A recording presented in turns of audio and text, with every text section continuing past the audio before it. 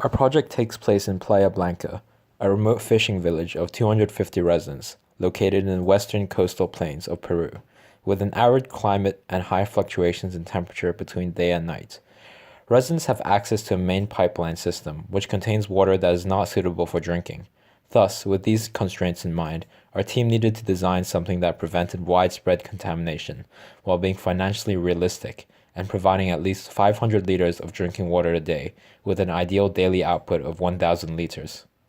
In our purification system, we will be redirecting water from Playa Blanca's main line for further disinfection and the removal of corrosive chemicals such as chlorine. This is so that residents can have access to drinking water without relying on energy inefficient methods. At the end of the main line, water will be sterilized using a UV disinfection unit. This would ensure that both potable and non-potable water would be eradicated of pathogens, while saving costs by only using one large UV disinfection unit, which kills 90% of pathogens in the water. Next, this disinfected water will be transported in a separate extension plumbing line through a biomembrane filter made of activated carbon surrounded by cellulose acetate. This will remove macromolecules and harmful chemicals. After being filtered, the water will enter a family's home through a reverse osmosis chamber, featuring an internal structure similar to human kidneys. Using a 3-horsepower water pump to create high pressure, water would be filtered through another semi-permeable membrane. To prevent families from reducing electricity use on household appliances in exchange for drinking water, each family would receive the small-sized solar panel to power the motor. This would be connected to the current batteries used by WindAid, ideally a reusable 12.8-volt lithium-ion battery to store energy harvested during daylight. Moreover, in the event of a power outage, the reverse osmosis chamber will be outfitted with a hand pump, which would mechanically exert high pressure on incoming water to ensure that residents will be able to survive without an electric pump.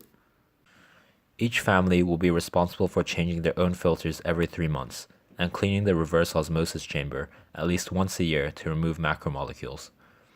However, with a UV disinfection unit in the main line and a double filter system, theoretically a family can survive much longer without changing filters before risking themselves to direct exposure to chlorine and potential pathogens.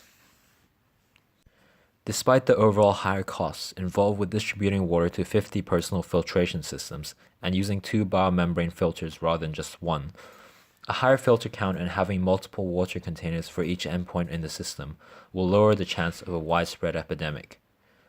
If the system used only a single water tank container, a virus or bacteria sample could easily be spread by contamination of the main tank. Moreover, biofilters in the extension feed will combat accumulation within our input feed, thus increasing the overall yield in the system. We decided to take inspiration from the kidneys for a reverse osmosis chamber. Under high pressure, these organs filter blood to produce an aqueous waste product via small ducts called the ureters and a million nephrons which act as filters. Thus, we could mimic this by using a small pipe and high-pressure water pump to filter incoming water through activated or highly porous carbon, which would arrive in our version of the bladder, a water storage tank. With this 3-step system, the purification method ensures a sustainable future for Playa Blanca's residents to have access to drinking water for decades to come.